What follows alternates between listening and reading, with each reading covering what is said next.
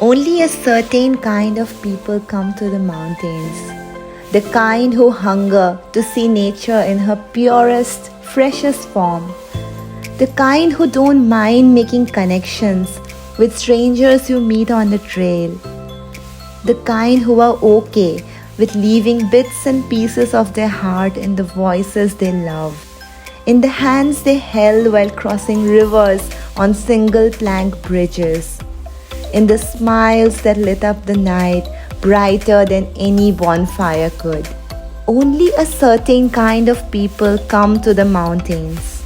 The ones who make life-changing decisions while sipping a beer by the river. The ones who look for family in people you'll never meet again. The ones who whisper poems at night under an inky, starlit sky. The ones who take away stories instead of store-bought memorabilia in the bags back on the plane home. Good morning from Kasol. It's a very sleepy, cloudy morning today. And if you can see the clouds, they are just resting on the heads of the mountains as if the cloud is the crown of the mountains. And this is not just it, like every mountain that I can see right now from my balcony looks like this. It's like the clouds have decided that they no longer want to stay in the sky and they want to live on the mountains. And they're making their way across the mountain, claiming their territory and on a mission to cover the entire mountain in white. It just looks so amazing and so beautiful that so much white mass is just moving down the clouds like a river of flowing white, and this scenery is making me feel all sorts of poetic right now. I think that's a perk or a pitfall of coming to the mountains, because no matter where you look, everything looks so beautiful, and no matter what you see, everything makes you want to write a poem. So I came on this trip with a specific intention in mind, that I would outline my fourth book, which I have done, but I haven't completed it per se. The basic brief outline is done, but obviously I am yet to add the major incidents and all the turning points that are there in the story. But the place is so beautiful whenever I sit down with my notebook. Like even right now I have brought my notebook and pen. So whenever I sit down with it, all I want to do is write poems. What to do?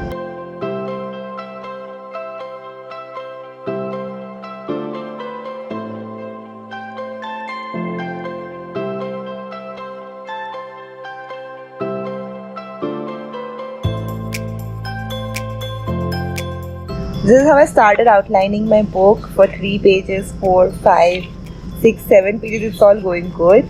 Then I started writing poems, and it's all poems after that.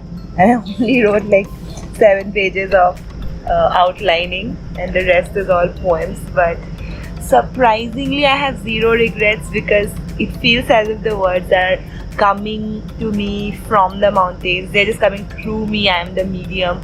They are not my words. They are the words of the mountain.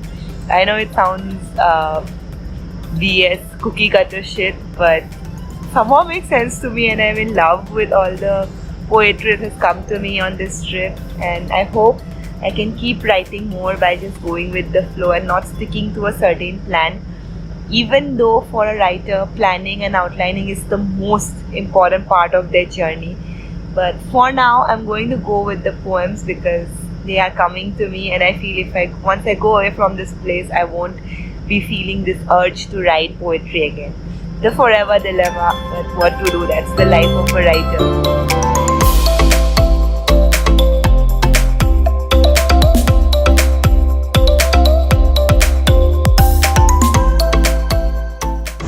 Halfway on the way to Choch village, we are at this river shore which looks like this, and there is a hot water spring, and that's the river Parvati. And this is the beachy area, beachy shorey area. This is where you can sit and chill. This is where you can see trees in different four lights. Yes, trees in different four lights. But right now there is no four lights because there is no sun. It's very cloudy. But when the sun comes, we can see. That's what you meant, right? Yes, that's what I meant. So yes, if you are coming to Kasol, you should definitely hike the way to Choj village. It's on that mountain. To trek there, and while coming back, you'll find this place. You see from the top, it's near the bridge. That bridge is right there that you cross from Kasol to Choj. So yeah, this is the place. Definitely do come and spend a few moments here. It's private, it's beautiful, and the views and the sounds are totally worth it. This is the trek to Choj. We stopped on the way here and you can see the mountains. So beautiful.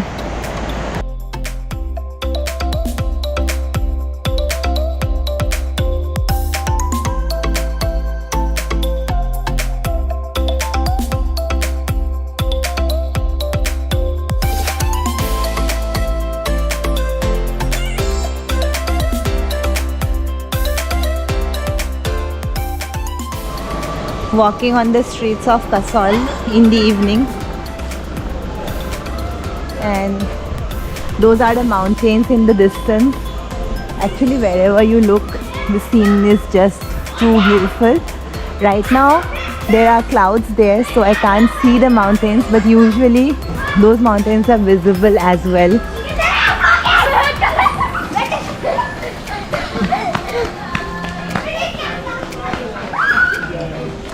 Colorful markets. This bandana that I'm wearing, I got it from a local market here. I love it.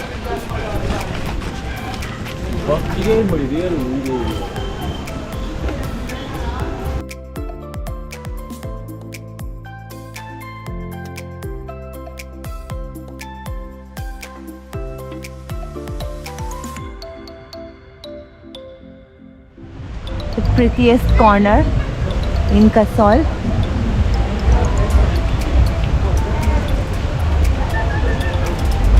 Wherever we look, there are mountains.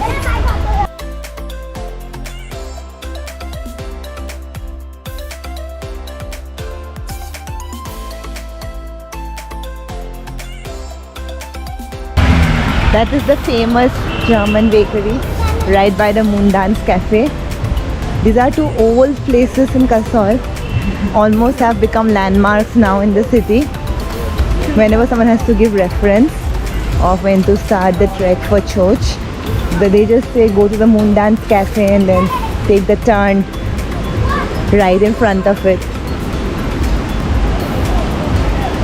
Even for Grahan village, that's the same road. Choj, Chalal, Grahan. Just have to take the road in front of the Moondance Cafe. This is the river Parvati that runs right in the middle of Kasol. Let's have a look at the river. We're standing on this bridge.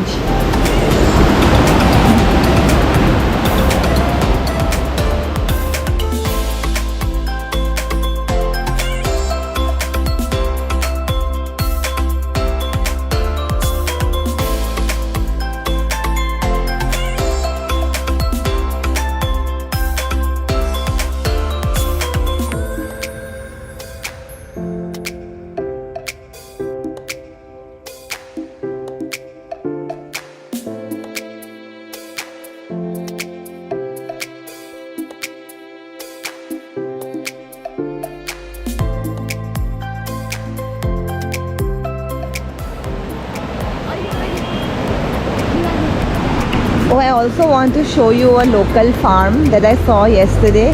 It's a sheep farm where the person also has cows and chickens. So let's look at the local sheep farm from here. If you can see, those are the sheep. Yesterday when I came here, I saw the person was feeding leaves to the sheep, and in the inside under this blue plastic cover there are the cows, and in the distance we can see the chicken.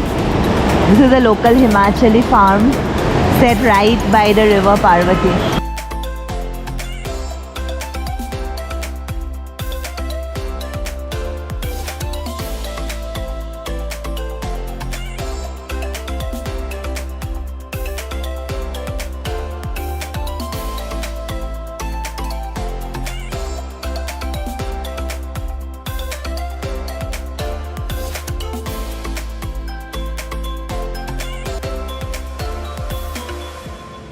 When you're walking by a bus, you have to make sure that you're not walking too close to it, because somebody, if they decide to spit on through the window, it might fall on your head, and then you will have no one to blame but yourself.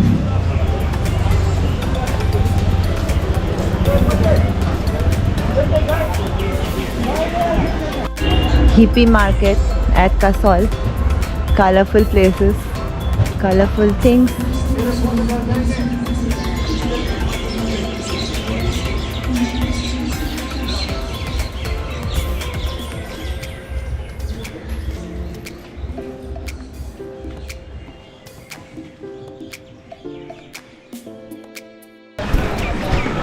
Thanks for roaming on the streets of Kasol with me. Hope you enjoyed this part of the video.